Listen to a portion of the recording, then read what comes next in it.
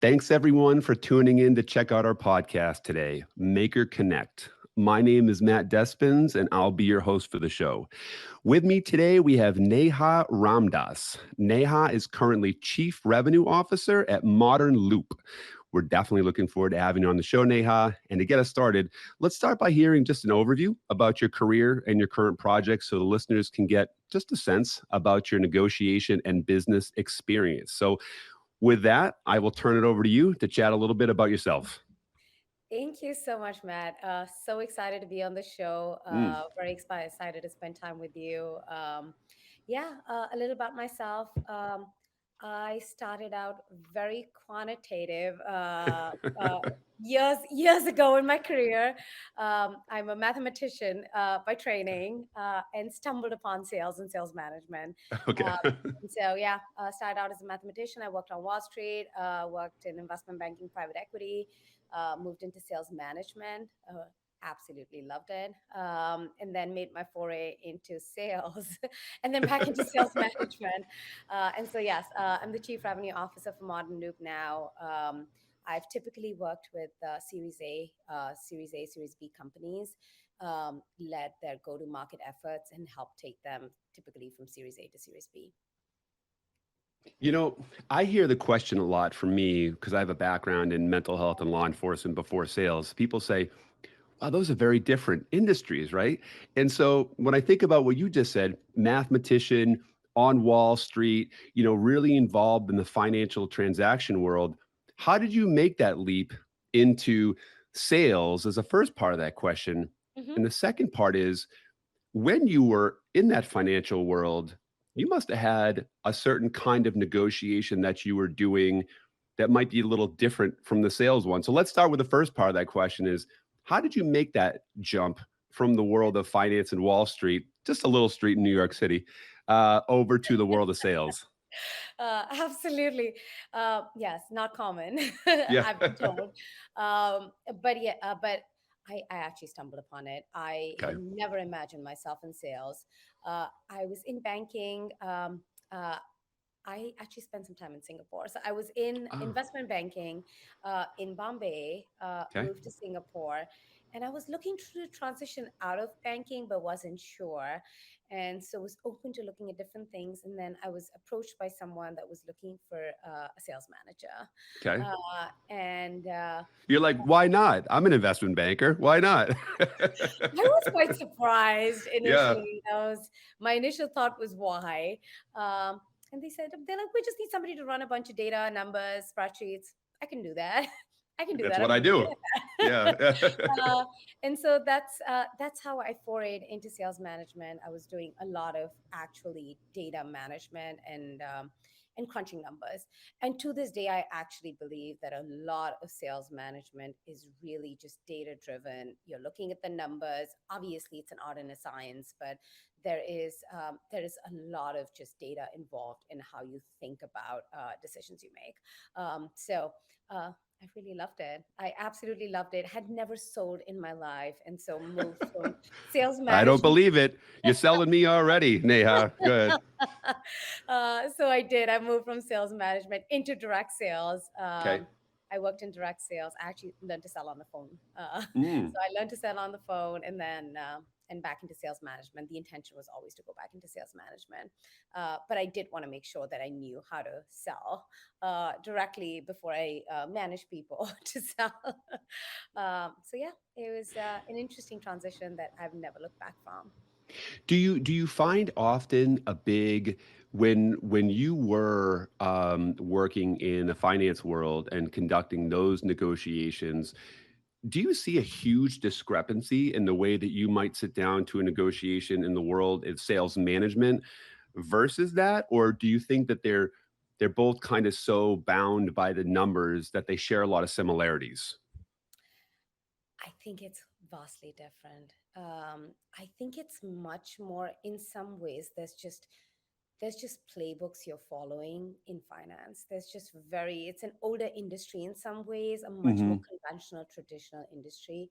So my experience was it was a lot of there was already playbooks written out, and you're just replicating those playbooks depending on what persona you're talking to and what kind of transaction you're talking about, right? Okay. And so an M&A transaction is different from an IPO transaction, and so you're, depending on the kind of transaction you have, you're just like, you're putting a playbook, and depending on who you're talking to, it is different in tech specifically, and Hmm. I would say even fintech versus recruiting operations and recruiting and HR tech, which is where I work now. It's different because the personas are different and the personas are less defined. More recently, for example, when you're working with fintech, you're working with a lot of startups, a Mm. lot of first-time CEOs. So you're negotiating against a lot of people that are negotiating for the first time, and so it's different. There is a lot more of a art to it, I'd say, and a lot more of the human aspect to it than you would think. Do you find it, because you've been on both sides of the fence negotiating with some real high level seasoned negotiators, and like you said, a little bit more of the junior startup. Do you see a huge difference in the way those two parties negotiate, and do you try to um, tailor your approach to one or the other, or do you just have one path that is just what you stick to? Yeah, I think you need to tailor your approach. Even within the people that I get into negotiations with today, right? Mhm. Whether it's an SMB company, mid market company, or an enterprise company, like the negotiation is just different. I do think there's much more of a human element to negotiating with a smaller company. And I understand it too, right? I've been on the receiving end of it with vendors, and it is personal Sure. when you're a small company, you're so much more closer to the company's finances versus your guardrails are much more well set when you're an enterprise company, or you're a much more seasoned financial negotiator, right? Like Hmm. you know what you're trying to get at, you understand the guardrails, and you understand the levers and the triggers you're able to pull. Now, that being said, at the end of the day, all negotiation comes down to a few simple triggers, which is, I mean, everybody has gives and takes, and as long as you're going into a negotiation understanding that, I think it really helps you negotiate better. Even within my within sales management, one of the things I've started doing a lot with my team itself is helping them understand this, right? Is that when they're going in for a negotiation, you should not be negotiating on the spot as much as possible.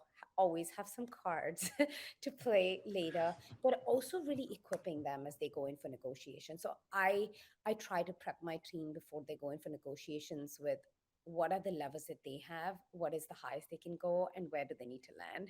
And so giving them some of those, just directionally helping them understand the box within which they're operating, helps them have a lot of confidence as they go in for negotiation, because then they feel empowered to negotiate. I love how you called out those guardrails. Hugely important in negotiations. I think even for the seasoned negotiator, within those guardrails, with your background in mathematics, do you tend to, when you look at a negotiation, do you tend to see some version of an algorithm, steps to take, or when you're going into it and thinking about those guardrails, do you tend to set those more with a mathematical mind, or do you usually tend to view it as more of like more on the artistic kind of side? This is probably the one place where I think it's actually better to be more artistic than mathematical. Okay. um, I do think at the end of the day, like when you're setting your guardrails, to me, that's where the math comes in. Hmm. And so as you're setting the guardrails, you're essentially running your numbers to say, these are my gives, these are my takes, this is where I want to land. So hopefully you've run the math with your guardrails and that's done. And then when you go into the negotiation, obviously there's some math always involved. You're going in to discuss numbers. So the more comfortable you can be with numbers and are able to do it on the fly, it's it's only working for you in a Yeah. negotiation. uh, but hopefully you've kind of thought through. I mean, I I I I've helped people on my team negotiate that aren't always like math is not their strongest like suit, which is where I think just helping them understand where they're trying to land and what levers they have to pull. Like the more you go prepared in for a negotiation, I think the better the outcome could be in your favor. Um, I think also just helping, and that's where I say art, because you're, I mean, negotiation, as the word states, is not you're not trying, it's not a win or lose. Nobody wins in negotiation and nobody's losing in a negotiation. You actually are trying to truly come up and with a win-win, right? Like, what is a situation that allows you to win and allows the person across the table for you from you to feel like it's a win for them as well. And the more you can do that, the more productive the negotiation and the outcome has been of the negotiation. You actually want both parties to come out of it feeling like they won, and they have some wins and they gave some maybe, but they come out feeling good. And I I try to help my team see that as they go into a negotiation as well. Is that this, you're not trying to win. This is not personal. You're, everybody should be winning at the end of it, right? This is where you want to land. And potentially this is where they want to land, right? Like try to find a middle ground. So you are, when you're trying to find a middle ground, you truly are not winning or losing. And that's really what a negotiation is. There's two parties coming to find a middle ground where it needs to make sense for both parties, for there to be a negotiation to be possible and for there to be a good outcome.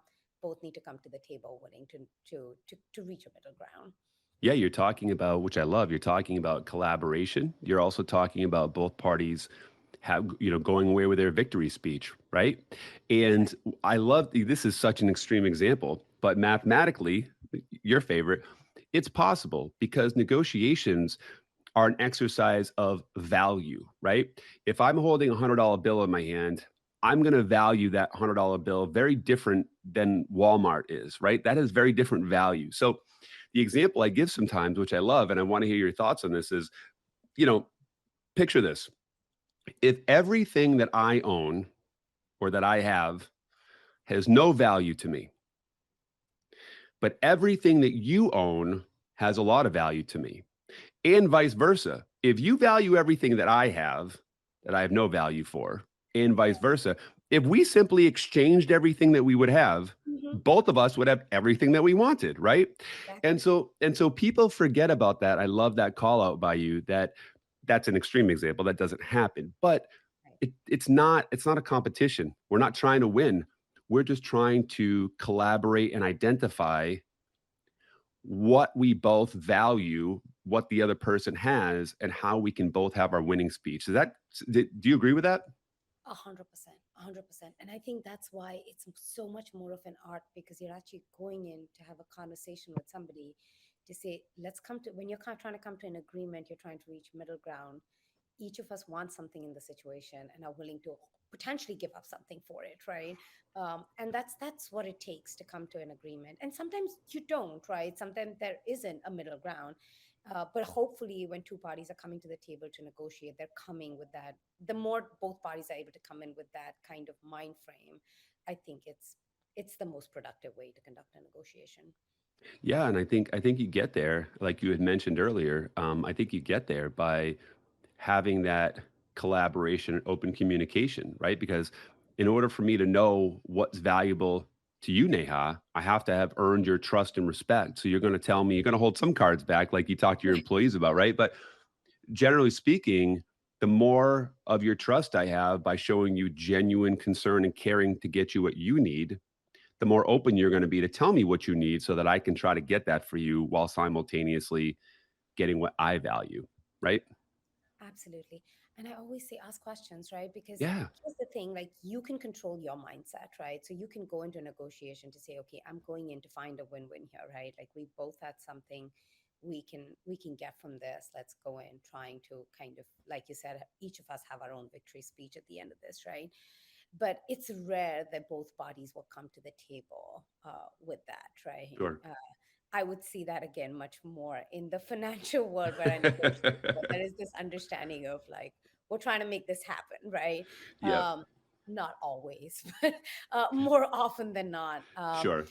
But it happens less in the world that I live in today, and that's okay. That's Mm, okay, right? Because I'll give you an example. If I have an enterprise customer that's very valuable to me, a logo that I really want to sell into, and I'm going to have a conversation with them, it's very clear that when we go into the negotiation, that they do have the upper hand, right? Like Sure. realistically, like I'm more keen to come to an agreement here than they are, right?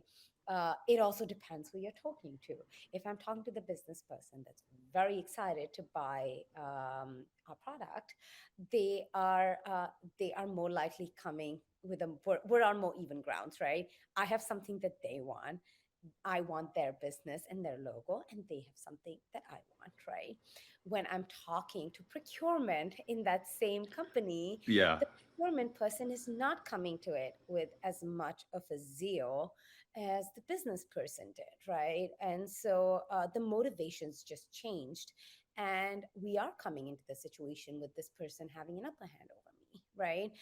In the negotiation already going in, right? And so, how do you even that upper hand in some ways, right, to get some of what you're looking for? Obviously, you're probably going to need some help from the business person here. That's your person that's advocating for you and actually is on more like wanting the product that you have, and they have the ability to influence the procurement person that you're Hmm. now in A discussions little with bit. a little bit. Exactly. Nobody influences procurement totally. Let's be clear about that. Exactly, exactly. But the most likely person, You're right. hopefully, Yeah. you're talking to somebody that has some influence on procurement. Yeah. Um, but you're going to get some help there. But you are going in with an understanding of, okay, I want this to work out. And I think sometimes going in and just acknowledging that really helps. Just like, oh, that's actually taken some pressure off of this room. Mhm. I've acknowledged this, you acknowledge this, and just going in to say, we want to partner with you, right? We're keen to work with you. You tell me what it's going to take, right? And I do think sometimes it takes that because they have not come to the table with the same intentions that I have always. And I always tell my team, go in, ask the question, tell them what they want. You want this, we want to make this work, right? Within reason, we're willing to make this work. You tell me how I can help you get there.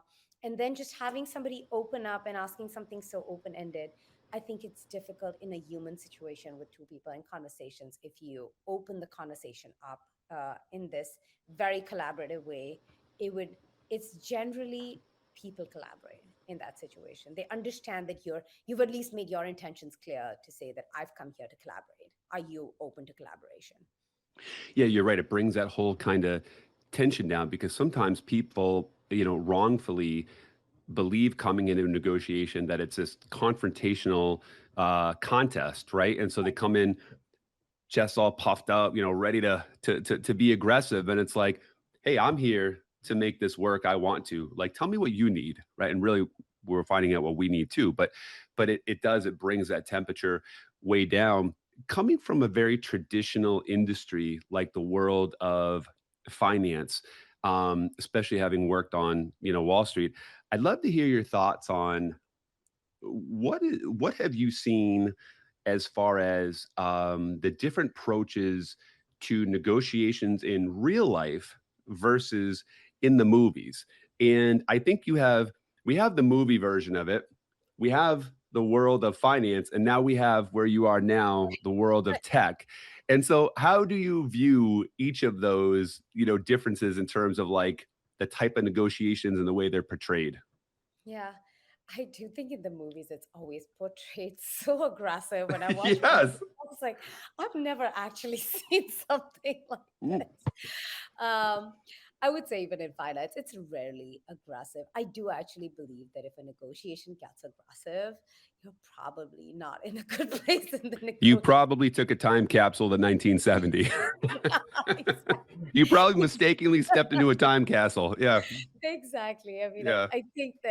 I think going into the situation, if you see a negotiation turn aggressive, I think you should try to turn down the heat. Yeah.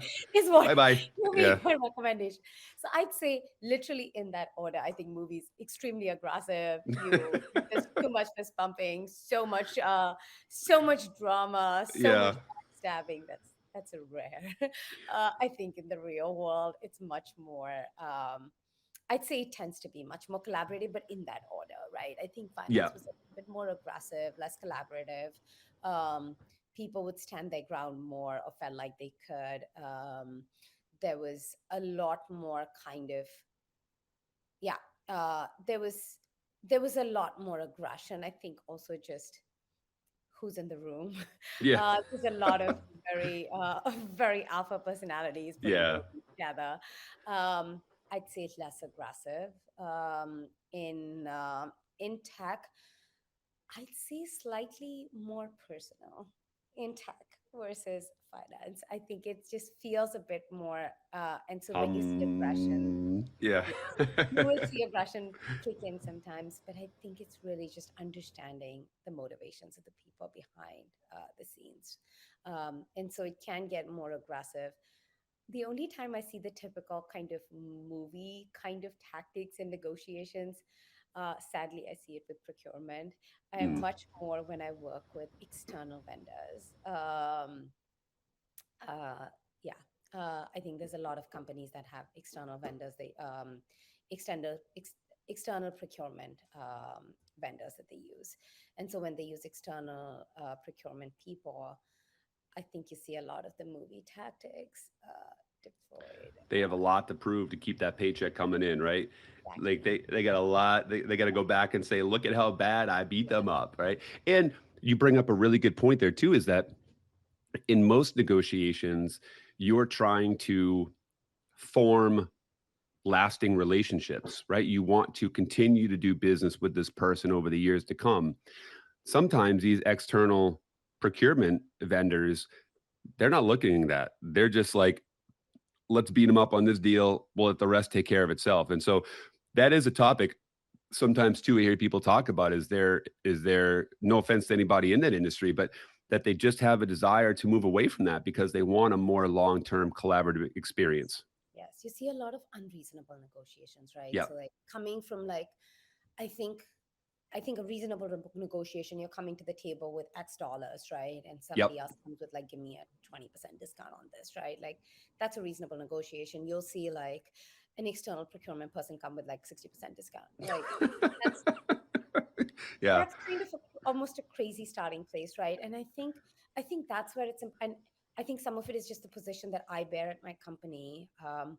I do try to go and approach a lot of these negotiations with external procurement people with like helping them exactly this. They are not, they don't always think they need to do repeat business with you, but that's not always the case. And so I try to help them understand that at the beginning of the process.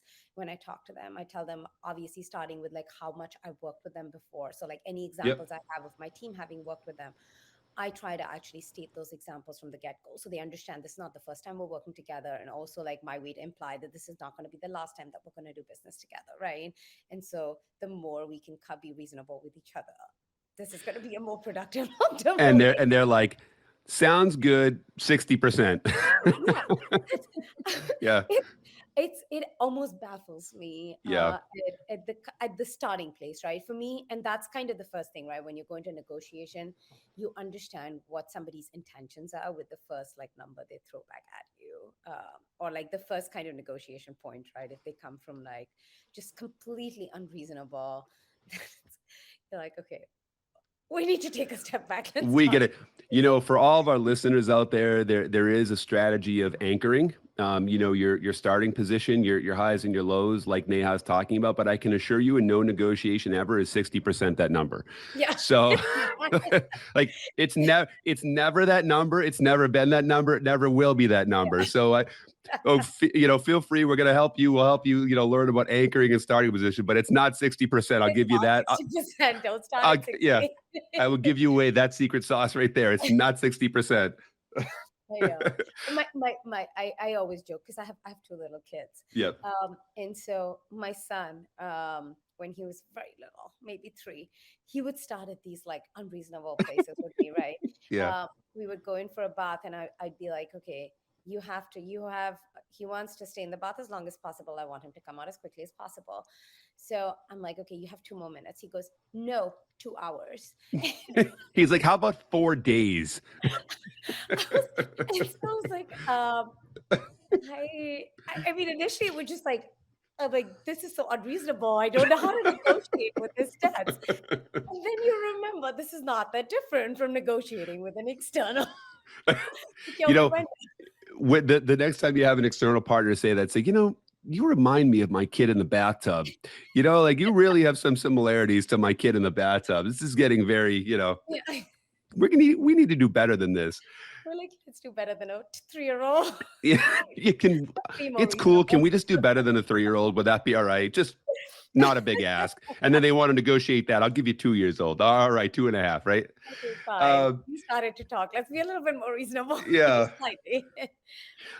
So, when we had talked about some of those old school tactics and negotiations, you would use the term, which I agree, like those very alpha type tendencies. I've seen them, also myself. And one of the things I like to ask about is I want to talk about ego in negotiations. Um, I attribute a lot of times those types of brash alpha actions to be related to insecurity and fear and to some degree ego. I want to hear your thoughts on that ecosystem of kind of like what have you seen them do to negotiations? Have you experienced it a lot? And if so, maybe how did you handle it? I mean, both. I experience it and I feel it in a Yeah. negotiation, right? I mean, it's very real. Egos are very real. We're all human, and Hmm. yeah, I mean, I experience it all the time in negotiations when I go into negotiations, right? And like I give you an example without naming much. Recently, I Sure. worked with somebody that was on the legal side, so this was not a negotiation for a contract. It was on the legal front, and we walked into a negotiation, and it was just they were asking for something very, very, like lots of very, very unreasonable asks, right? Which was just not something that was coming from a place of reason. And I happened to look up that person Mm. on LinkedIn, and it As every helped. good negotiator should do. Yep. Absolutely. And I think it helps you understand people's intentions. Yep. And so it was already coming from a place of being unreasonable. This was back and forth over email. And when I looked up that person, turns out very new to the legal world, right? A very new Yeah. lawyer, clearly trying to prove themselves, right? And trying to Hmm. do right by the company. And so the personal motivations just helped me going into the negotiation to understand that he needs a win, right? This Sure. person really needs a win. Yep. So I have to give them a win. And so I started the discussion with, okay, here's what I'm going to give you, right? And so I literally listed out everything that he was going to get. Yep. And so I could see him soften just Mm. like 5 minutes into this negotiation because I'm he going was to like, keep my job. exactly. And Yeah. so I was like, here's the win. I helped him understand in context of what I was giving him that I'd not given to other people, right? And I gave him with absolute honesty. Um, it was around limitation of liability. And so I literally said, like, this is what I'm going to give to you that I have not given to an enterprise customer in like percentage, right? Like Mm. I'm giving to you something that larger customers have not been able to negotiate with me. And so I went to him with all the wins he got. And then I went him with my one ask where I helped him. And again, instead of like, there's two approaches you can take, right? I can completely go in and be like, you're being unreasonable, right? This is just not something I can give, confrontational, right? Yep. And it's just not helpful in a situation where you know you're working with somebody that has personal motivations that are different from your personal motivations, right? My personal motivation is to take this to the finish line. Their personal motivation is they have something to prove personally and professionally, right? Hmm. Through this. And so when motivations don't align, it's not helpful if I go in all guns blazing and this is not where I'm going to give. I cannot give in here because this is unreasonable, right? It's much better for me to go in with the approach, which is what I took to say, okay, now, this is your one last ask, right? We're not able to come to agreement here. Tell me why you're asking. Like, what do you need here? What There do you you go. need here? I want to make this work, right? I'm here. I've come in with giving you wins because I want this to work. Tell me what you need here. and within reason, I will help. Right. And so helping him understand, and that's it's sometimes it's just helping somebody. I've said the same thing that I could have said much more aggressively, Hmm. right? I've come into this and said, you're being unreasonable, be reasonable. But I Yeah. didn't say it, right? I came in with the approach of help me understand what you need, and I will do it within reason. And that's the nicest way to say the way you are, the what you're asking for is not reasonable, right? So let's try to reach a place of being reasonable. I don't understand what you're saying, and what you're saying is not reasonable. So help me understand how you win. It's amazing how, and that's not even being manipulative. That's It's really not. actually a better outcome, right? Because in your world, obviously, quantitative mathematics, like we want to do the things that are statistically the most likely to bring us to the outcome of which we desire. The Exactly. drama and the feel, none of that stuff matters, right? We have an outcome to achieve. And so if it gonna be more advantageous to say the words that you said versus like, why are you being so unreasonable? Well, what are we going to accomplish with that besides maybe a quick dopamine hit of like, yeah, I told him? It doesn't do anything. It doesn't. It's not helpful, right? I think it's a reminder. It's hard. I see some of these emails and like my first like reaction, and it's harder in person, right? In emails, Mm, you have your minute to read it, digest it, go vent about it for a second, and come back and then be logical, right? And that's mm. harder to do in the moment. And so I do think like when I'm going in for a contentious like negotiation, I put sticky notes on on my computer just to remind myself that like Breathe. collaborative, right? Yep. Like we're just trying to collaborate. I'm trying to reach a middle ground. Like I literally have sticky notes that say that, and I'll put them up just to remind myself in the moment, in the heat of the moment. Just take a second, take a breath, breathe, right? And if you feel angry, ask a question. I do that a lot. I have lots of sticky notes that says just ask a question. Any question is fine. You actually just want to turn down the heat with a question. You just want to ask a question sometimes. Very, very, very good. First off, I love the sticky notes. Even in 2023, I have them everywhere. It's so Yeah. cathartic to like have one and throw it away. Um, and so, even in law enforcement, we use that same strategy. If you're into a volatile situation, a lot of times you're trained, ask a question. Now, it's to calm you down too, right? To calm everybody down, give everybody a second to kind of take the focus off of that stimulus that was Mhm. causing that reaction, right? So I love your call out there. Before we dive into and wrap up here with hearing about what's going on over at Modern Loop and your role there, I just want to ask, nowadays, there's really a whole bunch of ways to negotiate, right? I mean, it can be Zoom, can be on the phone, email, text, in Yeah. person, Yeah. you know, Slack sometimes if you're negotiating internally. Which one do you prefer? Like, do you have a preference for how you negotiate? I think it depends on the situation. Yeah. There is situations depending on who I'm negotiating with, and so in person is always the best if you really want a good outcome. Yeah. Being in person, you essentially depends how badly you need something, or you need the negotiation to actually to negotiate, and for the negotiator to be a good outcome.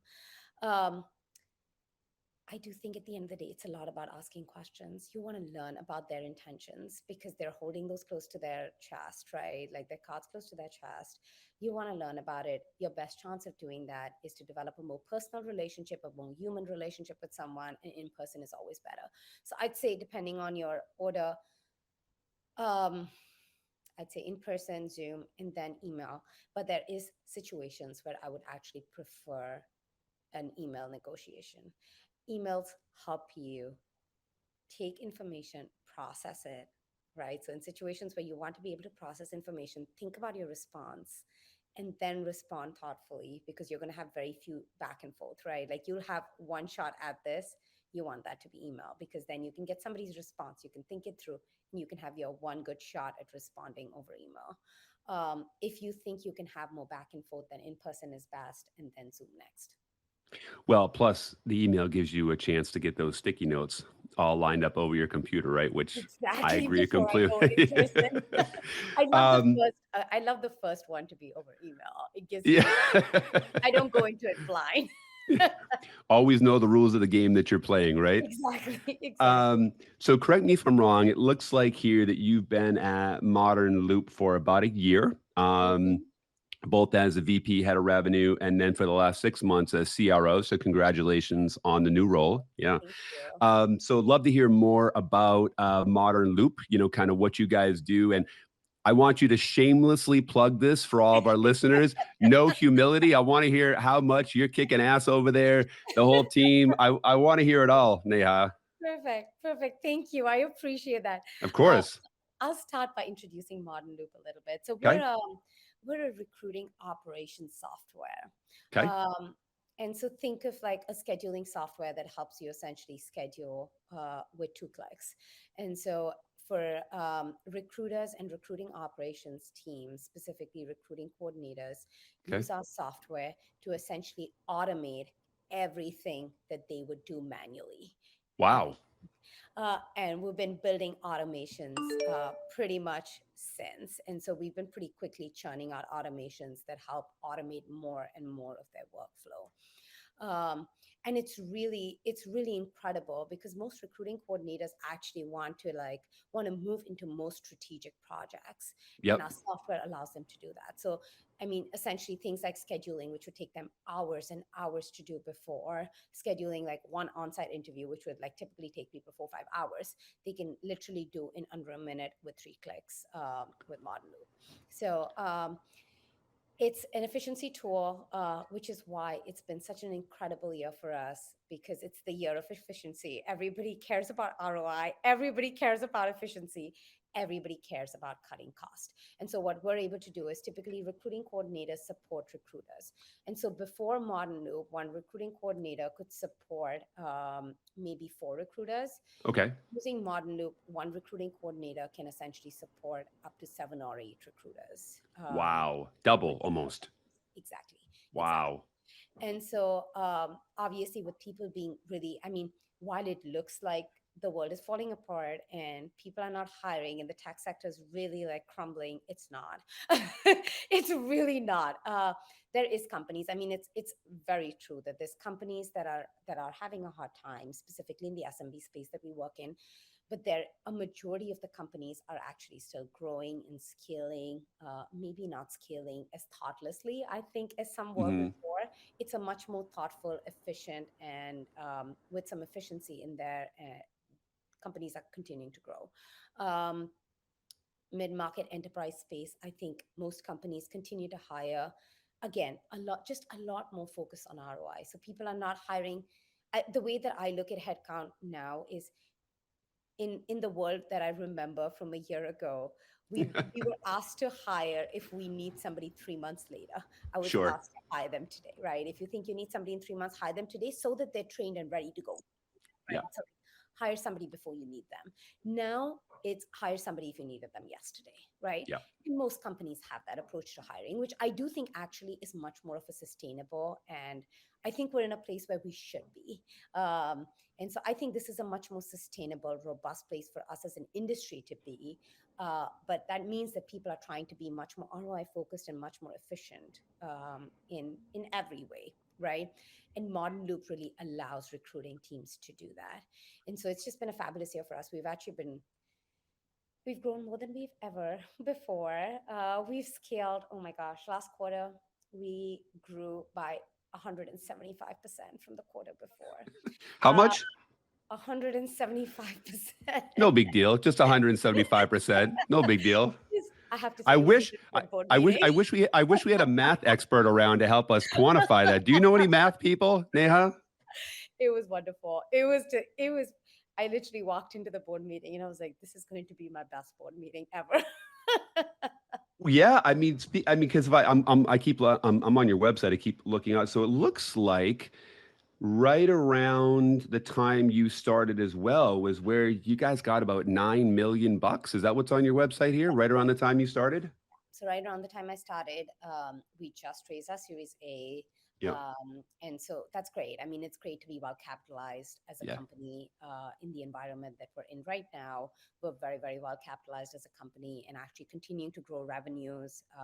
But just like every other company, we're being very thoughtful. We're very ROI focused when we hire people as well.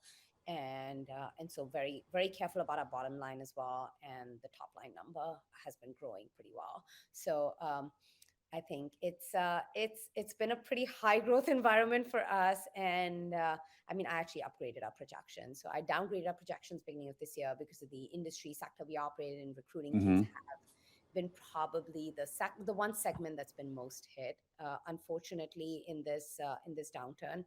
Um, but um, but our business has actually been scaling through this because we're really helping companies operate much more efficiently, much more cost effectively.